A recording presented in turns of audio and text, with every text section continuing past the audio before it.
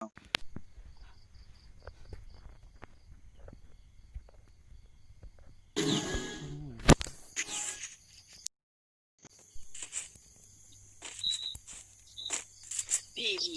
แดงแป๊ดเลย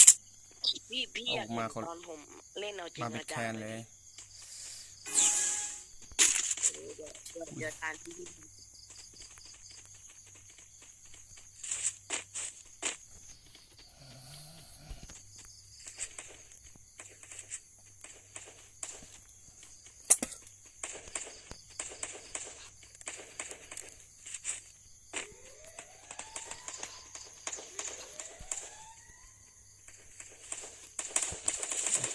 แคนเลย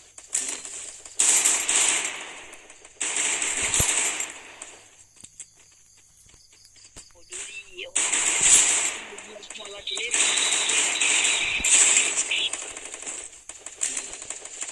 โอ้เกินสายอัดตัวกับไม่เข้าหัวเลยเกมมาแล้วอัดตัวไม่ไหวเลย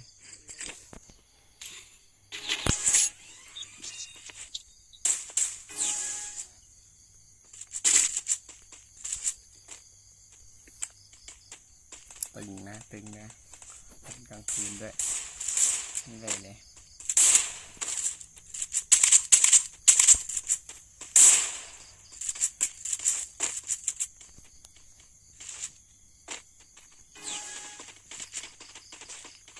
เที่ยงคืน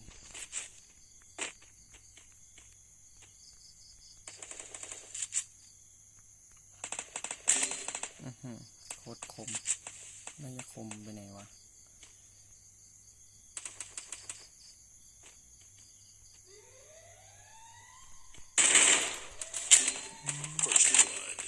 อดเอา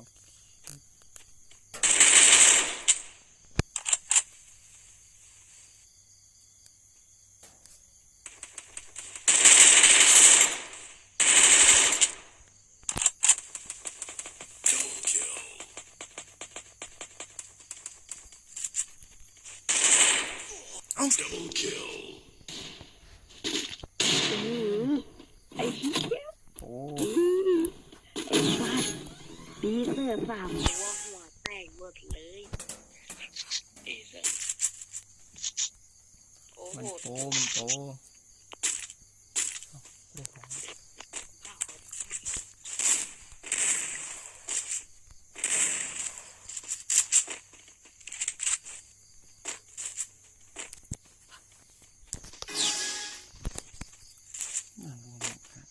ยิงแต่หัว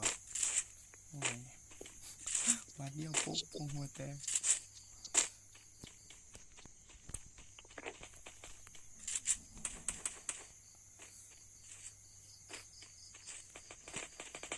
ฮัลโหลพี่เอ็กซ์ดูมือนี้มินี่โอ้โหสอง ดีหนูพี่ไม่ได้เปิดไมค์ข้างหน้าข้างหลังเรียบร้อยคือไม่น่าออกมาเลย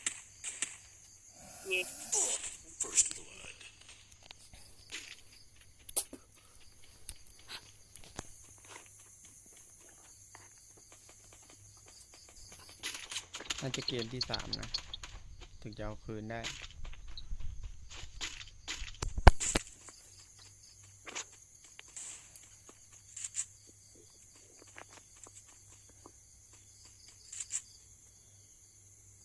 2 เกม 3 เกมอ่อนให้มันละกัน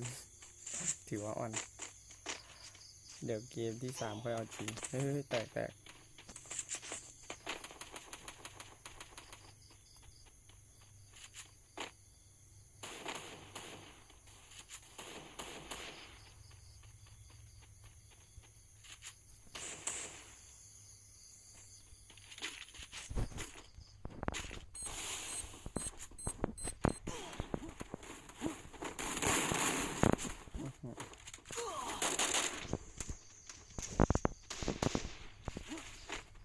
ตึงนะ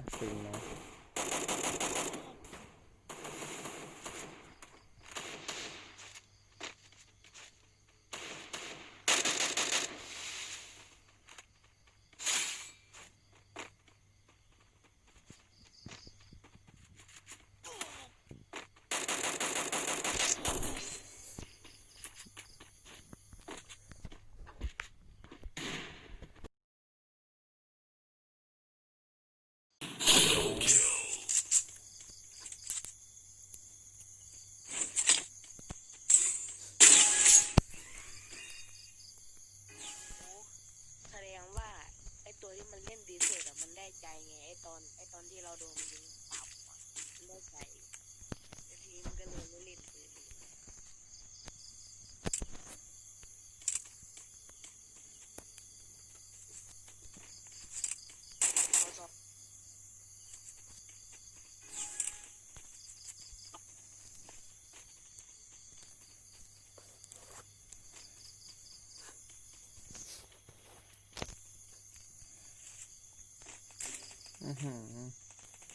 เรียบร้อยเลย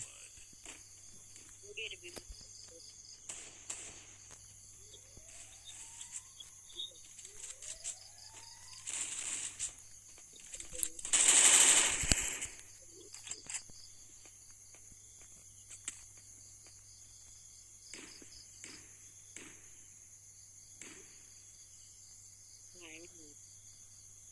กับ AW เป็นโปรเลยมันแพง เกือบแตก ดูชัดติ โอ้ยิงคมเกิน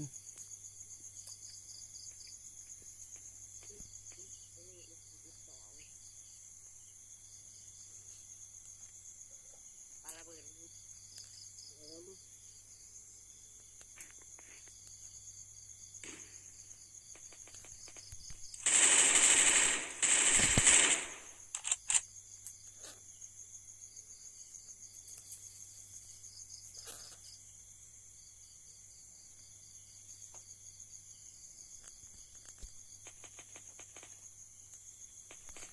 ตึงนะตึงนะสวย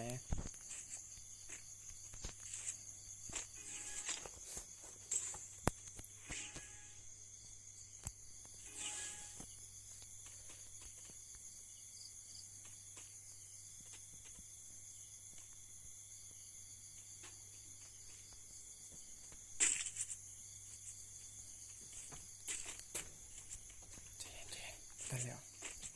ยังทันจบ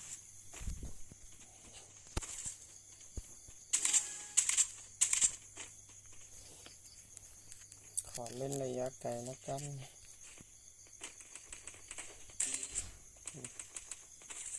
หมดแตกแล้ว ไอตัวนี้โปรล็อกหัวบนนี้เดือดตาหน้าไปที่กระสุนหมดเลยไอ้เหี้ยไอ้เล่นเลย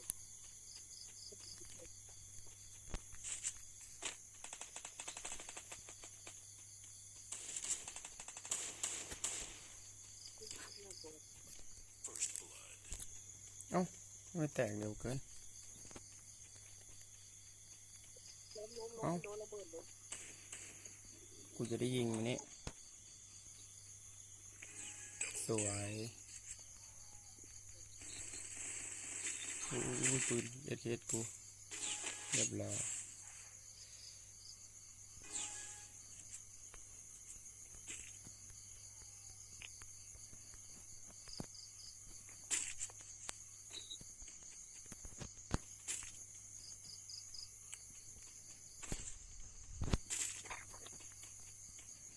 คมเกินบางทีอ่ะ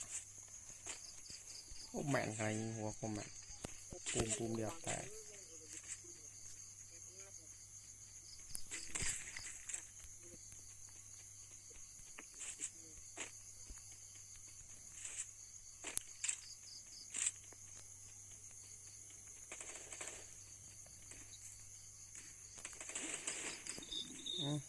เพื่อนก็โหดเกินบางทีอ่ะ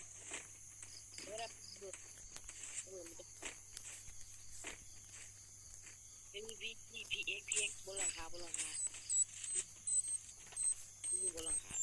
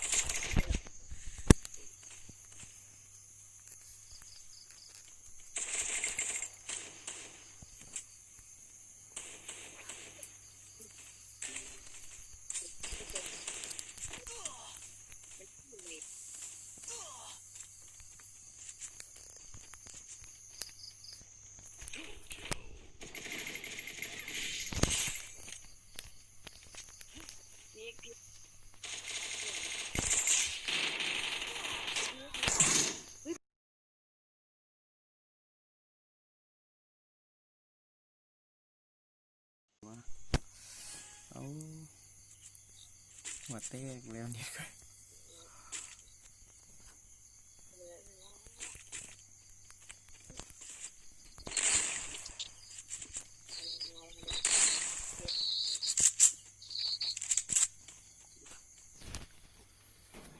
อีกบาทเดียว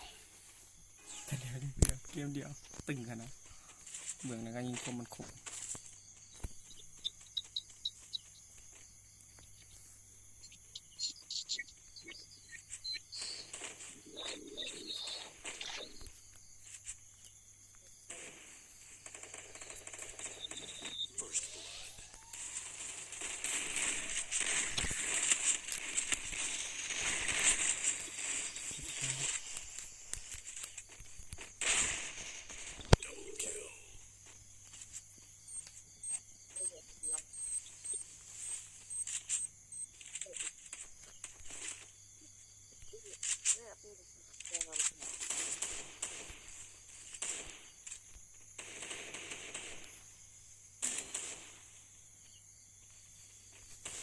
ลุมมัน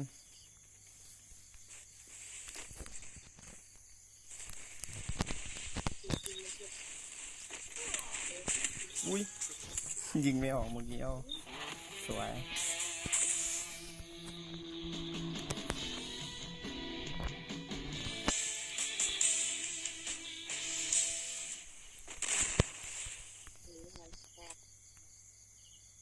มันดึกแล้วพี่เอาชื่อเฟซมา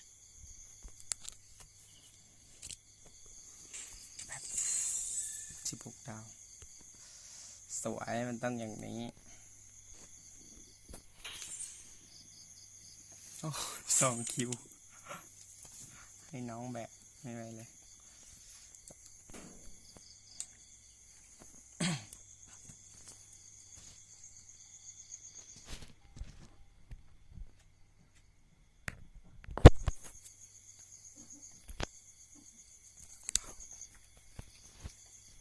เดี๋ยวขอเปิดไว้